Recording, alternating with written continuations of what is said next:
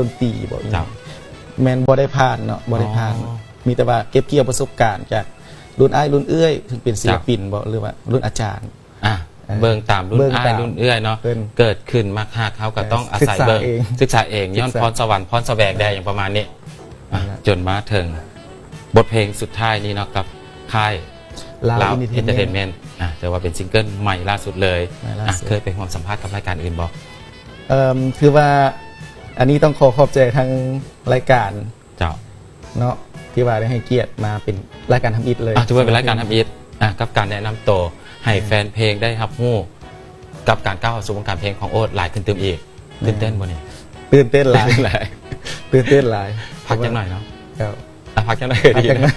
ท่านผู้ชมนะพวกเขาจะพักจังหน่อยเนาะให้ทุกท่านนั้นได้ไปรับชมมาฟังเนาะเสียงเพลงจากศิลปินรับเชิญของพวกเขาเนาะเพื่อให้หนุ่มโอ๊ตได้พักผ่อนกันก่อนรู้สึกว่าสิตื่นเต้นหลายเนาะเอาเพลงใดเนาะมาฝากต้อนให้มินักแฟนรายการเขาได้รับชมมาฟังก็สิขอฝากเพลงเมืองซ้ำที่ฝังใจเนาะเจ้าบทเพลงเมืองซ้ำที่ฝังใจเป็นซิงเกิลใหม่ล่าสุดนะของหนุ่มคนนี้ให้ทุกท่านนั้นได้ไปติดตามรับชมรับฟังนะว่าจะสร้างความบึกบันเมื่อซื่นสร้างความประทับใจให้แก่ทุกท่านได้จากหน่อยพวกเรามาสืบต่อสนทนากับหนุ่มโอ๊ตกันเติมอีกแต่ว่าตอนนี้ไปรับชมรับฟังเสียงเพลงนี้กันก่อน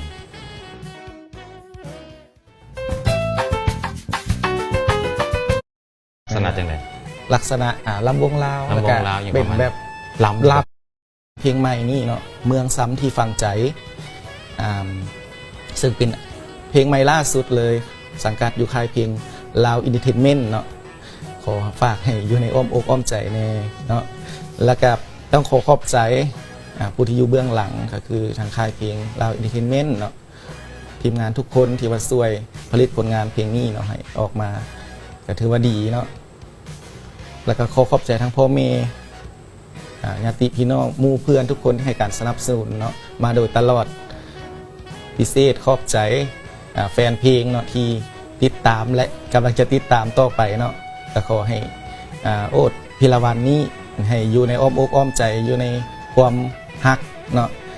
ขอฝากผลงานเจ้ากับฝากไว้ก็แล้วกันเนาะกับศิลปินหนุ่มคนนี้ด้วยความมักฮักนะสมัยเฮียนเนาะแต่และอยากครูเนาะเจ้าทางการกับมีหักแฟนรายการเขาก่อนเจ้าสบายดีข้าพเจ้าเองแมนโอ๊ตพิรวันเนาะเจ้าของเสียงเพลงเมืองซ้ำที่ฝังใจสังกัดอยู่ค่ายเพลงลาวอินเตอร์เทนเมนต์เนาะเจ้าเมืองซ้ำที่ฝังใจเป็นบทเพลงใหม่ล่าสุดเลยที่จะมาแนะนำท่านนั้นได้รับรู้กันแต่ว่าก่อนหน้านี้ก็มีบทเพลงล้างจานล้างใจแล้วก็บทเพลงหัวเก่านำเจ้าก่อนที่จะไปรับรู้เรื่องราวของการผลิตเสียงเพลงมาให้แฟนเพลงได้รับชมมาฟังถามโอ๊ตกันก่อนกับการก้าวเข้าสู่วงการเพลงวงการบันเทิงในบ้านเฮาจุดเริ่มต้นทำอิฐแม่เริ่มต้นจากจุดใดก่อนเจ้าจุดเริ่มต้นทำอิฐกระเมนด้วยความมักหักแต่ยังน้อยเลยเนาะเจ้าก็คือว่ามีความ